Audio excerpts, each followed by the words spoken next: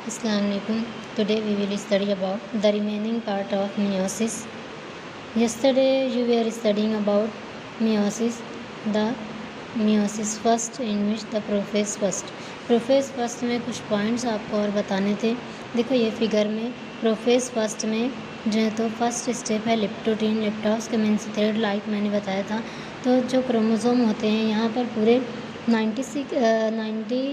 94 chromosome होते हैं, 92 chromosome होते हैं। 46 92 होगा,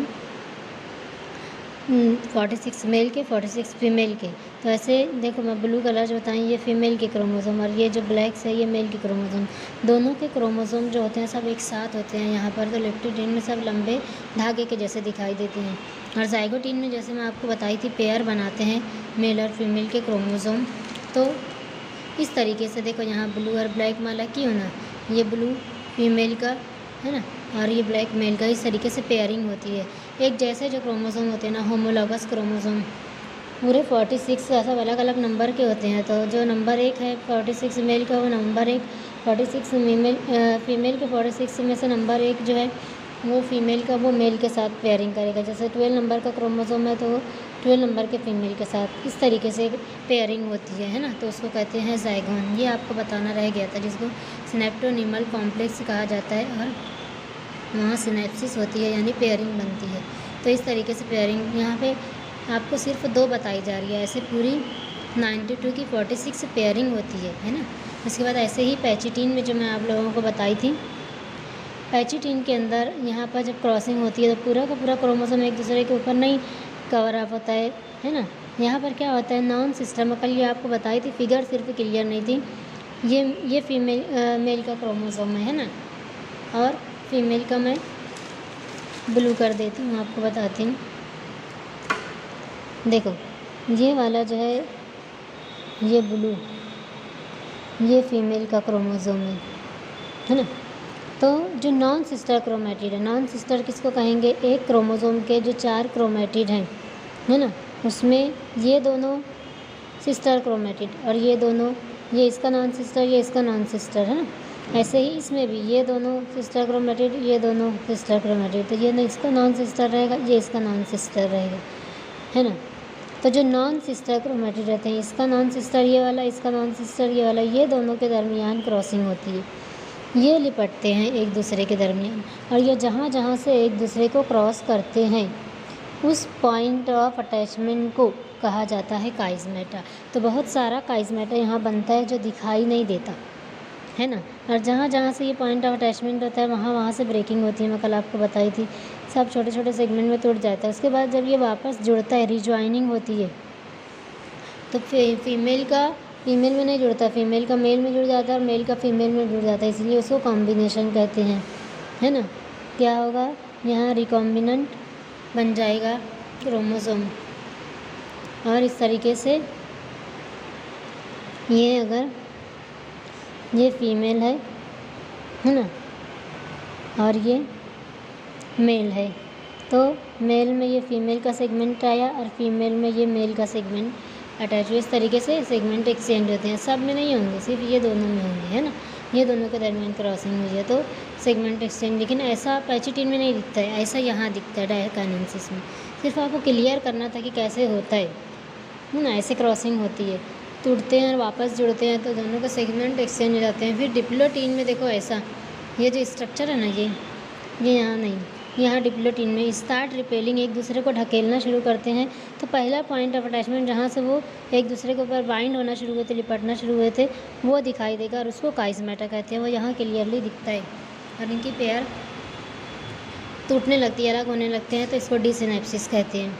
और डायकाइनेसिस में फिर पूरे के पूरे अलग हो जाते हैं है ना। ये फीमेल का, इसमें इतना मेल का लगा हुआ है, ये और एक फीमेल का है ना, दो आपको बताया गया ना। तो ऐसे फिर एक दूसरे से अलग हो जाते हैं। एक्सचेंज सेगमेंट एक्सचेंज करने के लिए सिर्फ ये प्रोसेस होता है। अब यहाँ पर ये प्रोफेस ख़त्म हुआ है ना, इसके फ़ौरन बाद होता है मेटाफेज। मेटाफेज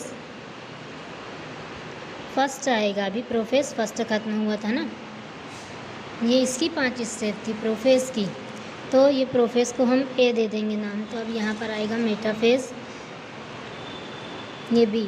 अब मेटाफेज में क्या होगा, वही स्टेप रहेगी जो आपने माइटोसिस में अभी पढ़े थे। क्या रहेगा कि यहाँ पर न्यूक्लियर मेम्ब्रेन और न्यूक्लियोलस, न्यूक्लियर मेम्ब्रेन और न्यूक्लियोलस जो रहेगा ये डिसअपियर हो जाएंगे, है ना। ये दोनों डिसअपियर हो जाएंगे। क्या अराइज होगा, अराइज स्पिंडल फाइबर। मैं आप लोगों को बताई स्प्लीन नामी प्रोटीन से स्पिंडल फाइबर सेल साइकिल में G2 फेज में बनता है। और ये स्पिंडल फाइबर यहाँ पर किससे, सेंट्रियोल से अराइज होता है। और अराइज होने के बाद क्या करता है, जो क्रोमोसोम रहते हैं वो सब मेल और फीमेल के क्रोमोसोम जो हैं यहाँ पर लेंथ वाइज अरेंज हो जाते हैं ना।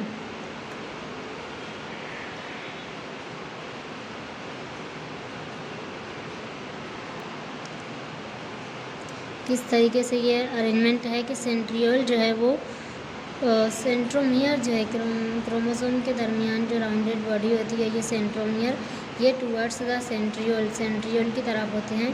और क्रोमेटिड से ये वॉल की तरफ, और ये इससे फिर अटैच होते हैं। इस तरीके से बताया। कितने टाइप का बताई थी मैं, 4 टाइप का बताई थी स्पिंडल फाइबर। वो 4 टाइप के स्पिंडल फाइबर कौन कौन से बताई थी। एक रहता है स्पिंडल फाइबर जो पोल से वॉल पे अटैच होता है, जो वॉल को पकड़े रहता है ना। एक स्पिंडल फाइबर रहता है जो पोल टू पोल रहता है ना, जो एक दूसरे को पकड़े रहते हैं। एक स्पिंडल फाइबर रहता है जो क्रोमोसोम से क्रोमोसोम को अटैच करता है ना, इस तरीके से क्रोमोसोम से क्रोमोसोम को अटैच करता है। एक स्पिंडल फाइबर होता है जो क्रोमोसोम को सेंट्रोमियर से सेंट्रियोल पर अटैच करता है। इस तरीके से ये 4 टाइप के एस्टर्स या एस्ट्रल रे स्पिंडल फाइबर्स अराइज होते हैं, बिल्कुल माइटोसिस के जैसा। मेटामेन से मिडल है तो क्रोमोसोम मिडल पोजीशन पे इक्वेटोरियल प्लेन पे सेंट्रल सेल के सेंटर में आ जाते हैं और इस तरीके से अरेंज होते हैं, है ना। तो ये इतना प्रोसेस कहलाता है, इतना होता है मेटाफेज। फर्स्ट में क्या क्या, न्यूक्लियर मेम्ब्रेन, न्यूक्लियोलस दोनों डिसअपियर हो जाएंगे सेल के अंदर। फिर तो क्या बचेगा, साइटोप्लाज्म में क्रोमोसोम। और फिर उसके बाद अराइज क्या होगा, स्पिंडल फाइबर अराइज होगा। कितनी टाइप का अराइज होगा, 4 टाइप का अराइज होगा। कौन कौन सा, पहला पोल टू पोल रहेगा, दूसरा पोल टू इक्वेटर रहेगा, तीसरा क्रोमोसोम टू क्रोमोसोम रहेगा, और चौथा क्रोमोसोम टू इक्वेटर रहेगा। इस तरीके से 4 टाइप के क्रोमोसोम यहाँ पर अराइज होंगे, है ना। अब इतनी स्टेप होने के बाद नेक्स्ट स्टेप आएगी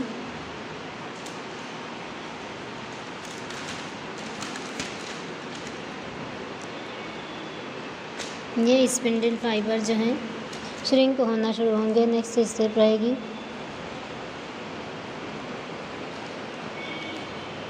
सी एनाफेज फर्स्ट। एनाफेज फर्स्ट में क्या होगा कि सेंट्रियोल जो है अपने स्पिंडल फाइबर श्रिंक कर लेगा, स्पिंडल फाइबर को खींच लेगा। स्पिंडल फाइबर खींचने से क्या होगा, क्रोमोसोम भी उसके साथ खींचेंगे। और जब क्रोमोसोम उसके साथ खींचेंगे तो वो डिफरेंट इंग्लिश लेटर के बनेंगे, जैसे VIL और VIL जे शेप के बनेंगे, है ना। इसमें एक्सचेंज सेगमेंट रहेगा, फीमेल के साथ मेल का और मेल के साथ फीमेल का। जैसे ये फीमेल का क्रोमोसोम और ये वाला फीमेल का क्रोमोसोम, ऐसे ही इसमें ये फीमेल का क्रोमोसोम, ये फीमेल का क्रोमोसोम, है ना। इसमें मेल का सेगमेंट अटैच है, इसमें भी मेल का सेगमेंट अटैच है। इस तरीके से कुछ क्रोमोसोम रहेंगे नॉर्थ पोल पे जाएंगे, कुछ क्रोमोसोम ये नॉर्थ पोल ये है ना, कुछ नॉर्थ पोल पे जाएंगे, कुछ साउथ पोल पे खींच जाएंगे। अभी भी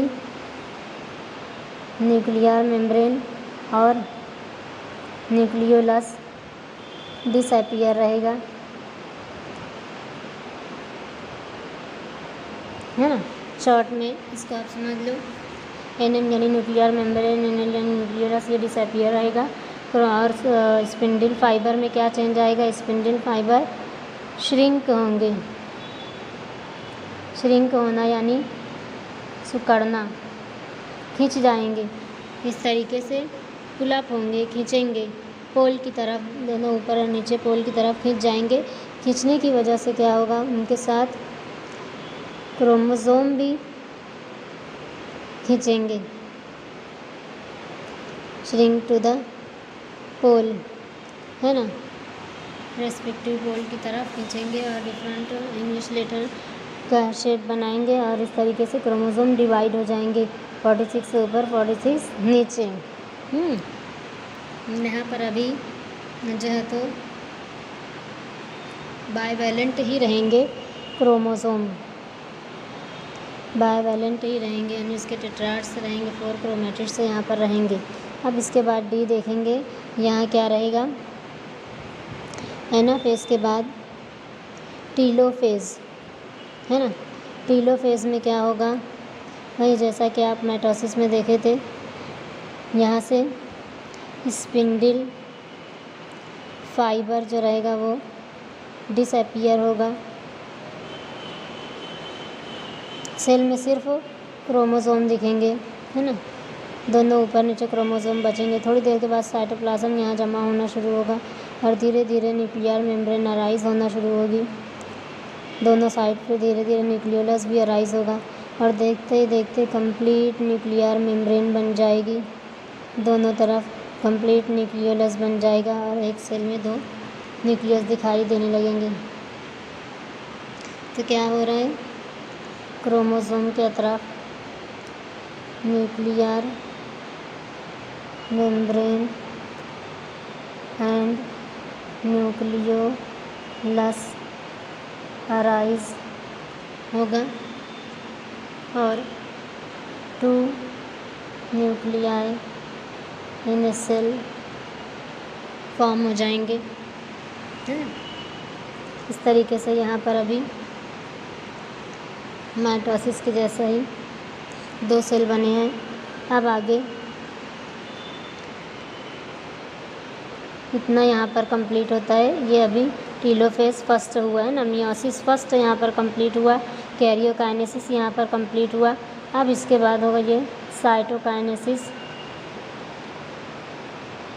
साइटोकाइनेसिस यानी यहाँ डिवीज़न ऑफ साइटोप्लाज्म। अगर ये प्लांट सेल है तो बीच से सेल प्लेट बनना शुरू हो गया, किनारे तक जाएगी। और अगर एनिमल सेल है तो आउटसाइड कॉम्प्रेशन होगा, है ना, आउटसाइड कॉम्प्रेशन होगा और 2 सेल इसमें बन जाएंगे। 2 न्यूक्लियाई के बाद 2 सेल क्लियर हो जाएंगे। इस तरीके से मियोसिस फर्स्ट अब यहाँ कंप्लीट होगा, कैरियोकाइनेसिस और साइटोकाइनेसिस, और एक सेल से 2 सेल बन जाएंगे, है ना। यहाँ मियोसिस फर्स्ट कंप्लीट हुआ है।